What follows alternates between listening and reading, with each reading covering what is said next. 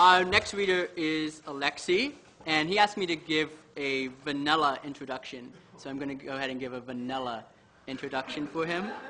He's not quite vanilla himself. But Alexi was born and raised in Waterloo, Ontario, and did his undergrad at Grinnell College. Most recently, before coming to Cornell, Alexi, his wife Lori, and their two daughters, Zoe and Sabine, lived in St. Louis. Okay, enough of the crap. I'm going to add a few sprinkles to that. Alexi is a former gymnast and rock climber as well. But lately, his most heavy lifting he's been doing is lugging home such prizes as 2 special mention stories in the 2008 Pushcart Prize Anthology and a story chosen for the 2008 O. Henry Awards. He has many stories published or forthcoming in such journals as Harper Pallet, Southwest Review, and Tin House. But more than those kinds of honors and recognition, something that Alexi doesn't get recognized much for is just being a world-class mensch. He's one of the people that really keep the program running socially on all levels, and I think I just want to give a hand to Alexi for helping put together so much of these events that we do. So, without further ado, Alexi's went here.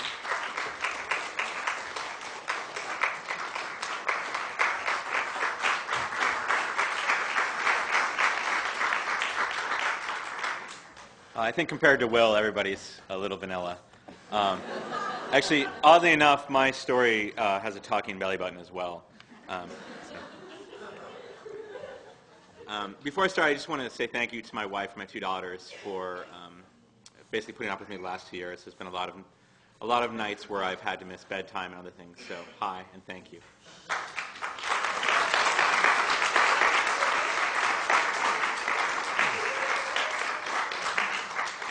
I'm going to be reading an excerpt from my short story, Salt. You need to know that Father Earl and his pregnant wife are new to the community of Saugamet, which is a small logging town in northern Canada around the beginning of the last century. There's a snowstorm coming, and Father Earl has just realized that his wife has been gone from the house for too long. She'd been supposed to simply light a fire in the church for a scheduled wedding, but Father Earl is worried that she decided to also try to make a quick trip to town to buy more sugar, despite his warnings that she should wait until after the storm. Lastly, you should know that Father Earl had been warned of the Qualiput, which are witches that will sing to him to try to lure him to his death. Salt. Even with the covered porch, snow blew against him. Small, sharp pieces, like sand, like sugar, stinging his cheeks and eyes, blurring his vision. He could not see past the bottom of the steps, and the dimness was pervasive.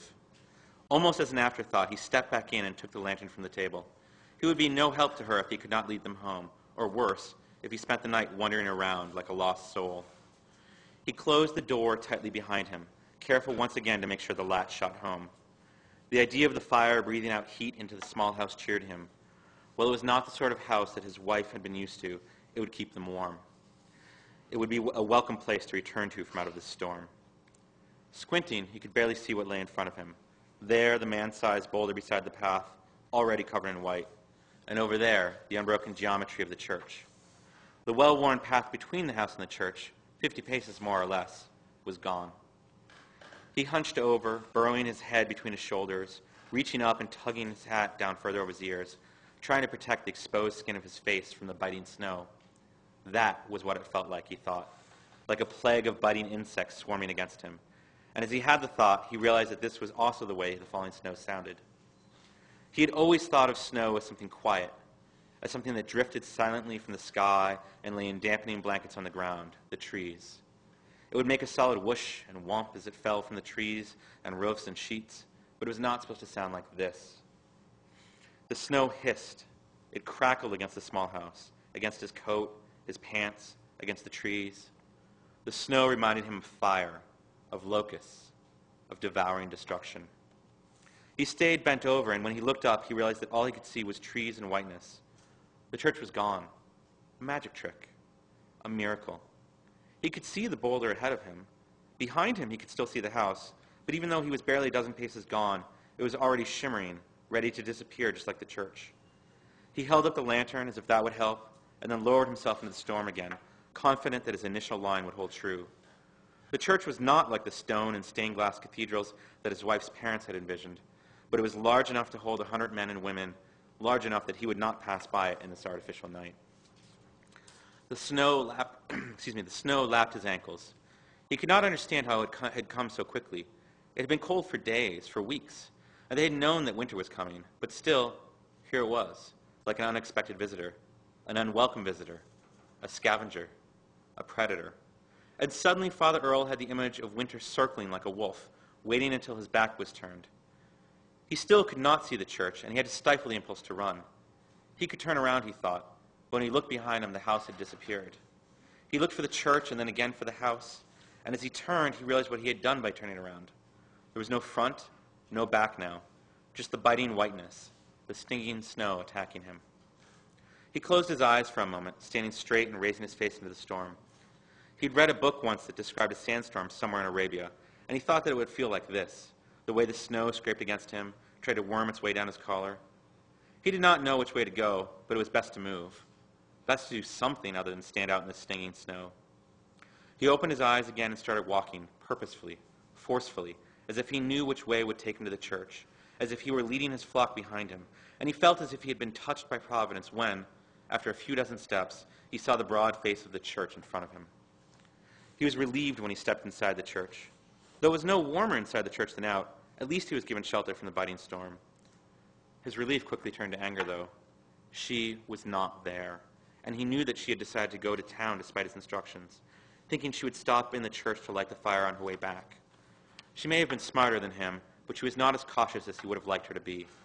There were still times when she thought that Saugamet was quaint, when she did not realize that men died out in the woods.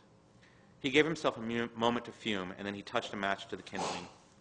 Franklin and his wife would not let her leave the store in weather like this. She would have to wait out the snow in town, but she would be safe. In front of him, the wood quickly began to eat at itself, sending up a welcome light and touch of warmth. He was glad that he had laid the fire out so carefully earlier in the week. He let it take, and then he added a few logs. He luxuriated before its warmth. Inside the church, the sound of the snow on the roof and the walls was almost peaceful, a lulling comfort, like a river. He could have lain down in front of the fire and gone to sleep. He wanted to. Tiredness had descended on him, had fallen on him, and he thought about it for a few seconds. But then he heard something. The sound was high and keening, not quite animal, but not like anything he'd heard before. At first he thought it was just the wind, the snow howling at him, or perhaps a leftover, a ringing in his ears from the time outside. But whatever it was not natural. He could not hear words, and he did not know why he was sure, but he knew that it was a voice, that it was calling him.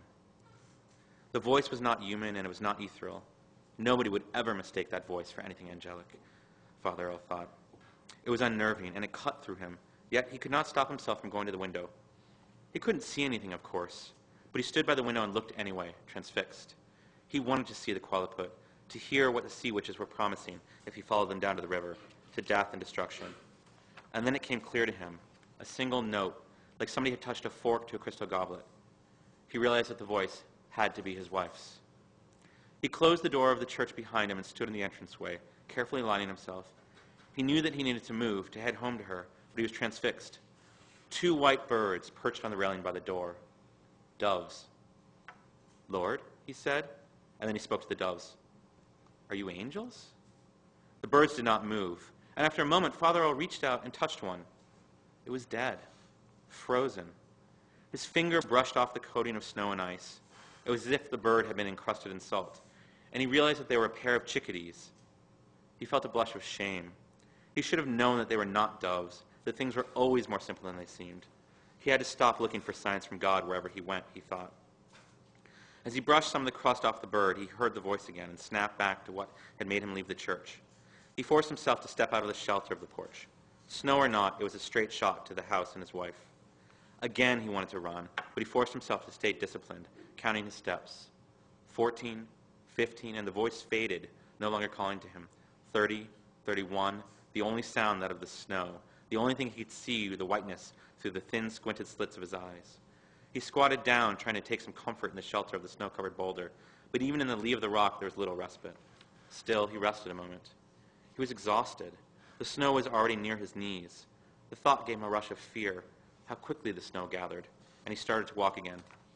40, 41, and he was lost, a white blindness. And then he slipped, falling hard onto the ground. For a moment his ankle burned and he was afraid that he'd broken it, but when he stood, the pain flared away. 42, 43, 44, and he stopped, suddenly afraid. He was once again in the lee of the snow-covered boulder, as if he'd been turned around, but the boulder was to his left, as it should be if he were headed home. He looked up, as if that would help, and, like a little miracle, he saw something, a glimmering, a gleaming in front of him, and he breathed out a small prayer. But as he was about to walk toward the light, he heard the voice calling again. This time it came from all around him. He stopped, unsure if he should go toward the light or if he should try to follow the voice. The voice echoed and crackled around him. It had changed. It sounded beautiful now, and he knew that if he closed his eyes, he would have no choice but to follow it. He was no longer sure if it came from his wife or a witch. He had enough humility to know that he could not tell the difference between an angel and the devil. He followed the light. 47, 48, and he could make out the shape of the house, saw that the light came through the window. He had taken the lantern from the desk, stupidly left it at the church in his hurry. It was his wife who had set a second lantern in the window to guide him home. She was a smart one, and he would tell her so. The door hung open a few inches, and he felt a momentary surge of irritation at the thought of the cold she had let into the house. There was still a blast of heat when he opened the door. However, the smell of the soup boiling, but the house was empty. A glance was all it took. It was not as if there was anywhere for her to hide, and yet he still called her, still called out her name, hoping she would answer. And as he did so, he realized that he had been right before. She had been the one calling to him, but he had gone toward the light, toward the warmth and shelter of their home, instead of turning back to save her. Thank you.